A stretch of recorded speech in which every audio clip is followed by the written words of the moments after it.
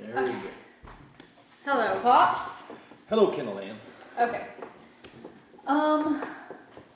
As a child, what do you recall knowing about the Soviet Union or communism in general? Well, we were told that communism is not capitalism. Communism is when people share, but there's not an opportunity to excel individually. And what do I remember about that? That's what we were told, and so that's what I believe. We were taught to be suspicious and afraid of the Soviet Union because apparently they had an atom bomb too.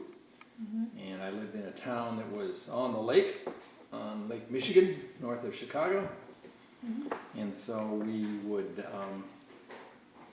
one time we were taking a field trip and they blew the whistle and they said, "Prepare for a bomb." Oh.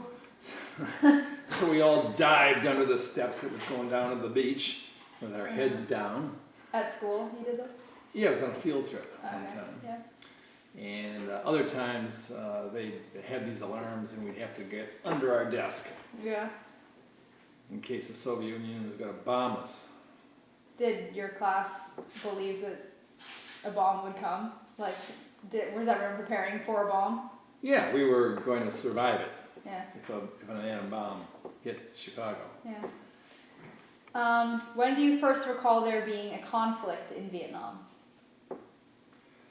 I think President Kennedy was in office, and there was a big build-up. So I'm thinking, for me, it was the early '60s, 61, 62. Yeah, it was young, yeah. I think was it the French ones? Great. Yeah. French? So in the 60s, what was happening? Do you remember what you heard first about Vietnam? Well, as a child, you're not all that political. Yeah. So you heard that there was communism, that North Vietnam was being supplied by China and Cambodia, and they were coming down and they were going to take over South Vietnam. And so the South Vietnamese allied themselves with the United States. The United States says, we'll defend you. And the communists came on down from the north, and we put a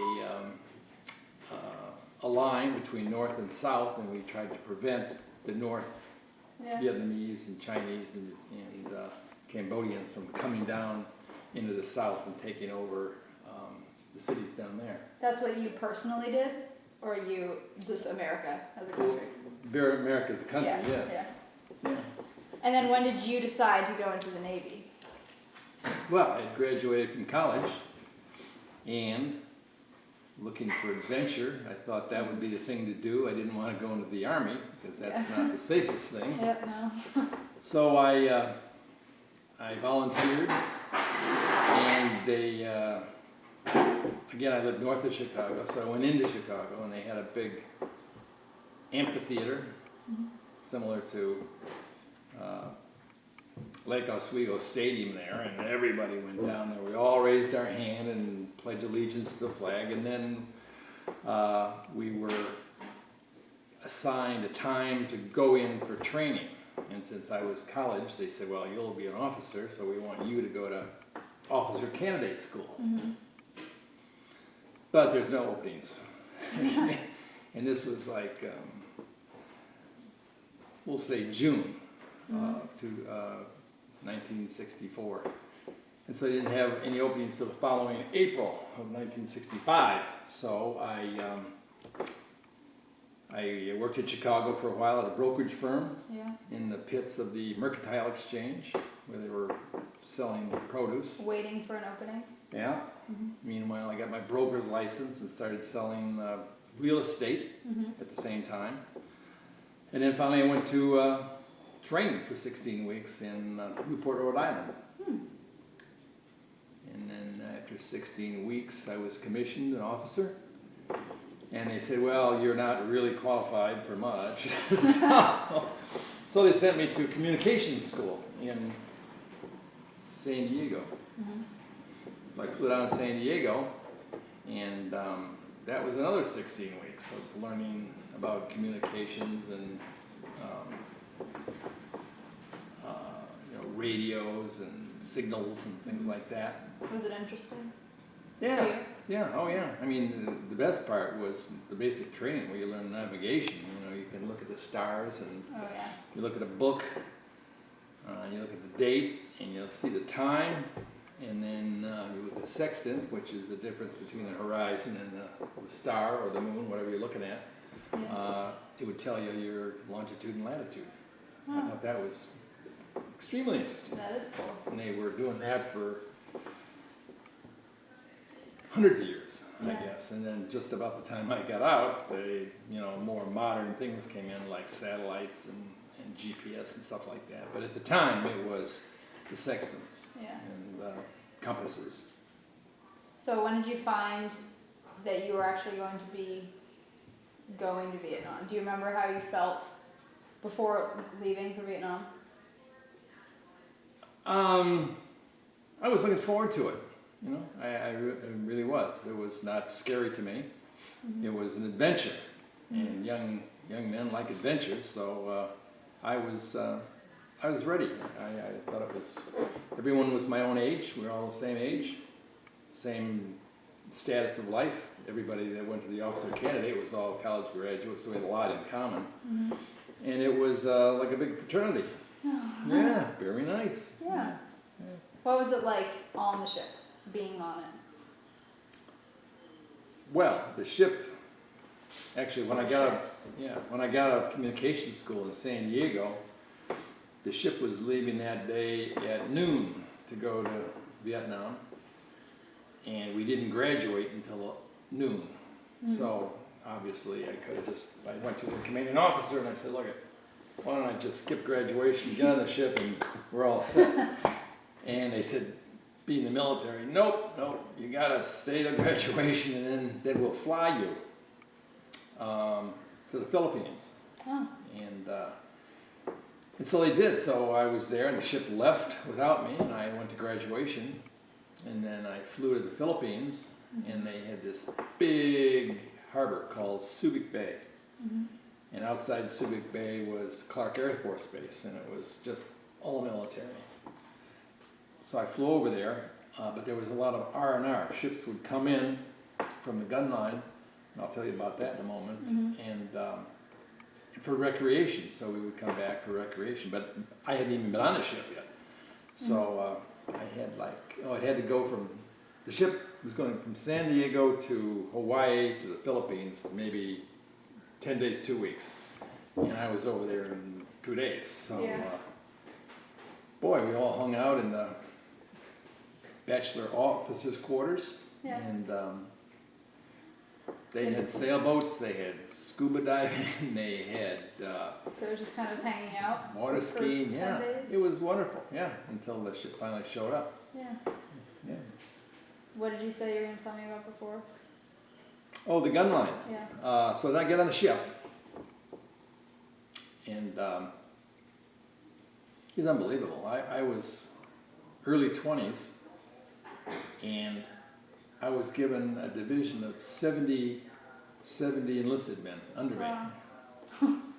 I That you were thought- in charge of? Yeah, I was in charge of 70 guys. I hadn't been in charge of a baseball team before that, and here I'm 70 guys. So that's what I was, and they then made me I was a communication watch officer, and then since I went to school, they made me the crypto officer, meaning that anything, secret messages, it would go through me. And I was given a top secret clearance to both receive and send messages From other From ships who in to- the States, whatever. And so that was my job. And if you can imagine, it was a heavy cruiser, like a battleship, yeah. big heavy thing. And so in this massive ship, there was the communication spaces where all the radios were, and the typewriters, and the radio equipment. So, and it was locked. You had to know the password to get in there. Mhm. And all the radio people, we could go in there. But then there was a room inside the secure room, it was a crypto room. And I was the only one on the ship that could go in there. Ooh. And I would change the codes on a daily basis for all the equipment so that all Navy communications was on the same code that we could speak together. And then the next day they'd throw it out and there would be another code come in, so to keep it fresh. Yeah.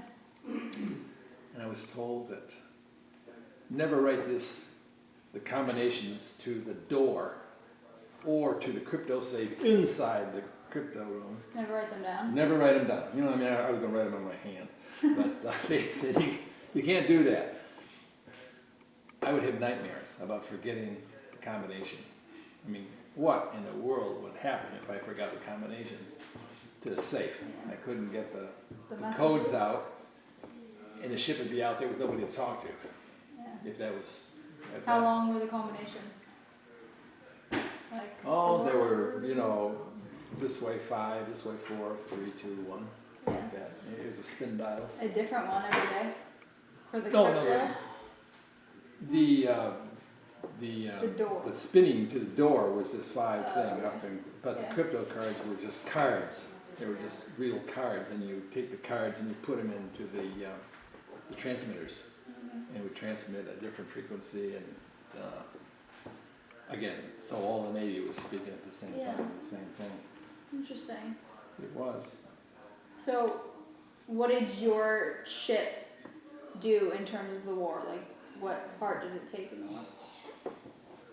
We were gunfire support, and as you know, supplies and troops have to move to get to where they want to go, so they have to go over bridges and down roads to get there. So the northern folks from China were coming south along these roads and bridges, and every day, 3 times a day, we'd go in and shoot the bridges and the roads, blow up the bridges, blow up the roads. And we would have, we call them turrets, 2 turrets forward of 8-inch guns, and they'd shoot together, and we would go for the bridges. Some of it was computer controlled, so that if we missed, we went over, and then we'd shorten it up, we'd go under, over, under, until we finally get it. There was soldiers on the ground, unfortunately, but there were soldiers that would sneak out and tell us where to shoot. Mm-hmm. And there was also airplanes that would tell us where to shoot. So, were you blindly shooting Yes. through trees I mean, or? Oh no, we were maybe a mile or 2 miles offshore. Oh, And these shells would go 20 miles, so we could shoot in 20 miles. wow. So we could really, and then they had different kind of shells. They had big armor-piercing shells, so we wanted to go under and blow up. And then we had these fragment shells, and the shells were about this big. Mm-hmm. And on the top there was a screw device, and you put a tool in a screw device and crank it so many turns, and based on the number of turns that you selected, the shell, after it comes out of the barrel, would be rotating, and it would count how many rotations, and at the select number of rotations it would explode, because there's a charge inside the shell. So if we were shooting at people, maybe, at soldiers that were getting our guys, we'd have these fragments that go up and blast and then cover the ground with shrapnel. If we were going after the bridges, we probably wouldn't have any. It would just go down and hit the bridge. How long did you stay in one place in your boat? We were at sea for maybe 40 days at a time, 30 to 40 days, and then we would go in and have to change barrels. Gun barrels would all run out, have to change them. And generally they call it unrep, supplies. So at sea, we'd have ships come alongside as supply ships, and they'd bring more ammunition and food and parts, whatever we needed, to run the ship. But to do the barrels, we had to go into port. And generally, we went to the Philippines, back to Subic Bay. Yeah. We were a small task force. We were, as I said, we were a large ship, just a little smaller than a battleship. Yeah. And we would operate with 4 destroyers. And so when we would go in for a shoot, we'd go right as close to the bridge as we could. And the 2 destroyers, 2 on either side, would have firefights with the shore. And we had 5-inch guns, and we would also shoot at the shore. So we're shooting at the bridges, shooting at the roads, and taking on the defenders. And were you shot at ever, your ship? Oh yeah, all the time. Was it scary? We had a radio room up high just behind the bridge, and generally you're inside with all the doors closed when this is going on. Yeah. And one shell hit our radio room and just blew it to pieces. Yeah. Wow. Could you communicate with family or anyone while you were? Oh yeah, the rep ships brought mail.